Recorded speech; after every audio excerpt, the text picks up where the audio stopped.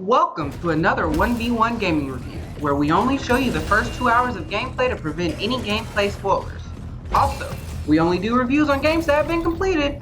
I'm Stephanie, and today we're talking about Atomic Heart. I'm going to start by saying Atomic Heart is a first person for sure. It takes ideas from Far Cry, Wolfenstein, hell, even Dying Light, and of course, one of the best first person shooting story games to date, BioShock.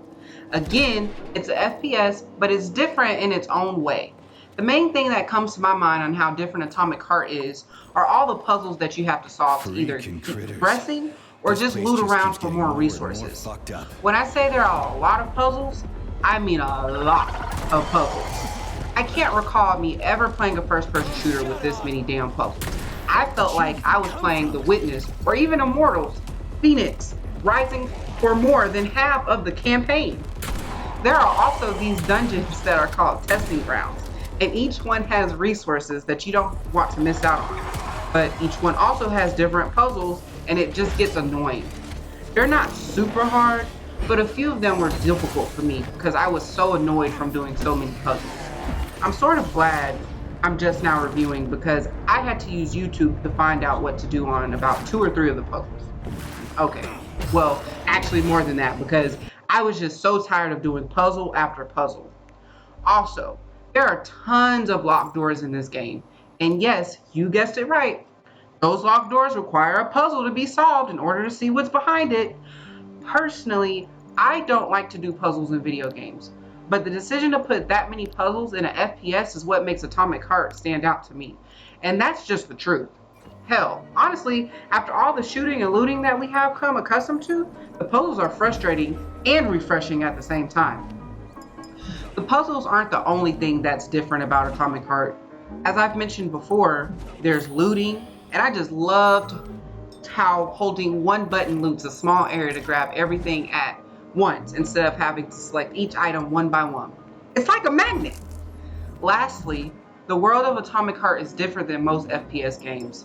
Now, with me only showing you the first 2 hours of gameplay, I can't show you how different this world looks and how this world should be considered art. It's not so much the enemies, because most are just killer robots, but the world itself, it's just astonishing, to the point where this could have been some kind of walking sim game. And as far as the enemies go, there's about 5+ different type of robots, and there are some organic monsters type shit. There's this one boss in the game that reminds me of Carnage from Spider-Man, which I thought looked cool. Each enemy type has a different weakness, so you'll have to set your loadout to handle what needs to be handled at the time. But yeah, to me, there's a great variety of enemies in this game.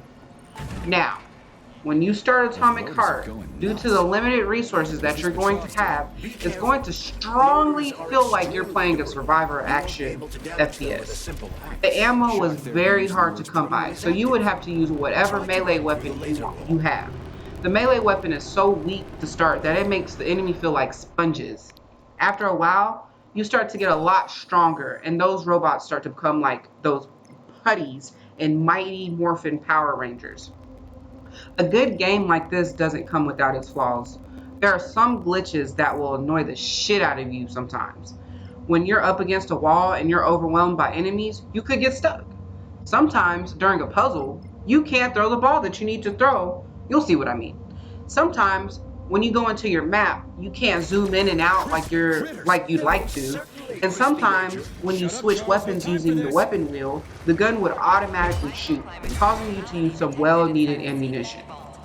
Also, some quality of life improvements would have been nice. For instance, you cannot put a waypoint anywhere on the map.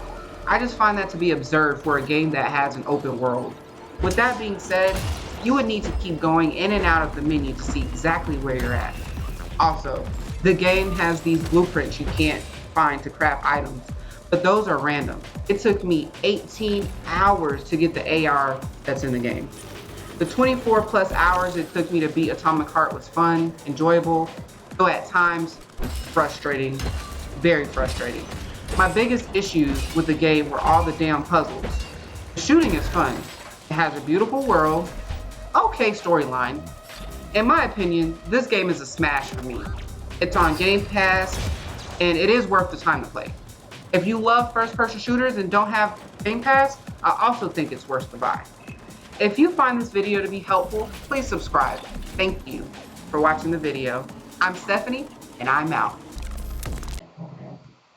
Oh, and Stephanie, I almost got to tell y'all about the similar games. Our apologies. First up, Far Cry 6.